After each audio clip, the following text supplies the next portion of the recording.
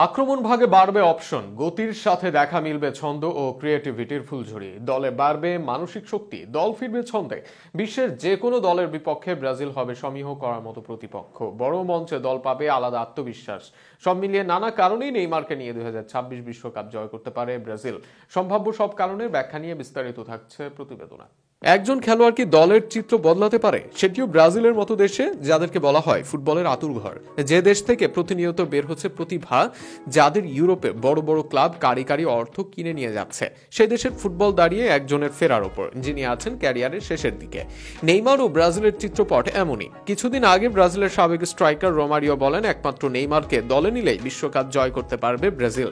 এ কথা নিয়ে আছে অনেক আলোচনা। নেইমার অনেকদিন দলের বাইরে, কিভাবে সে দলে আসলে বদলে যাবে দল, তাতে অনেকের সন্দেহ। আবার অনেকে ভরসা রাখছেন নেইমারের ওপর। তবে আসলেই নেইমার আসলে ব্রাজিলের বিশ্বকাপ জয়ের পাল্লা ভারী থাকবে, আর তাতে কিছু টেকনিক্যাল রিজন আছে। সর্বপ্রথম থাকবে নেইমার আশায় আক্রমণ ভাগের শক্তিমত্তা বাড়বে কয়েক গুণে। একদিকে ভিনিসিয়াসের প্রথম স্কিলফুল ও দ্রুতিগতি সম্পূর্ণ খেলোয়াড়, অপরদিকে আক্রমণ ভাগে ফর্মের চূড়ান্তে থাকা রাফিনহা। এদের সাথে নেইমার আসলে আক্রমণ ভাগে বাড়বে ধার। যদি নেইমারকে প্রতিপক্ষ চার্জ করতে যায়, তবে ভিনি ও রাফিনহা পাবেন পর্যাপ্ত জায়গা। সেই জায়গা নিয়ে যে কোনো সময় প্রতিপক্ষের আতঙ্কের কারণ হতে পারেন তারা। একান্ত যদি নেইমারকে ছেড়ে দেওয়া হয়, তবে তিনি কি করতে পারেন সেটা সবারই জানা।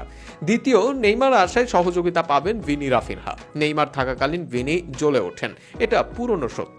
এর আগে বিশ্বকাপে বেশ দারুণ খেলেছেন এই ব্রাজিলিয়ান। এর বাইরে একজন লিডার থাকাকালীন ভিনি নিজেকে মেলে ধরতে পারেন, জুটি করতে পারেন। ভিনি নেইমার থাকা প্রতিপক্ষের রাইট ব্যাকের জন্য কঠিন সময় পার করা। নেইমার দলে আসলে বাড়বে দলের ক্রিয়েটিভিটি। সন্দেহ নেই, ড্রিবলিং, চান্স ক্রিয়েট, পাসিং সবকিছুতে নেইমার সেরা। নাম্বার 10 রোলে তার ক্রিয়েটিভিটি দলের শক্তি বাড়াবে বহু গুণে। কেননা ব্রাজিল দলে মিড থেকে সেভাবে বল আসে না, ফলে দক্ষতা সম্পূর্ণ উইঙ্গাররা কাজে লাগাতে পারেন না। সেখানে নেইমার আসলে বাড়বে ক্রিয়েটিভিটি, নিজে ও উইঙ্গারদের দিয়ে করাতে পারবেন একাধিক গোল। ব্রাজিলের মিডে আসবে আরও বৈচিত্র্য।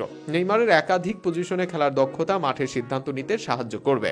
দলের প্রয়োজনে হয়তো অ্যাটাকিং মিডফিল্ডার হয়ে নামলেও লেফট উইংয়ে চলে যাবেন নেইমার।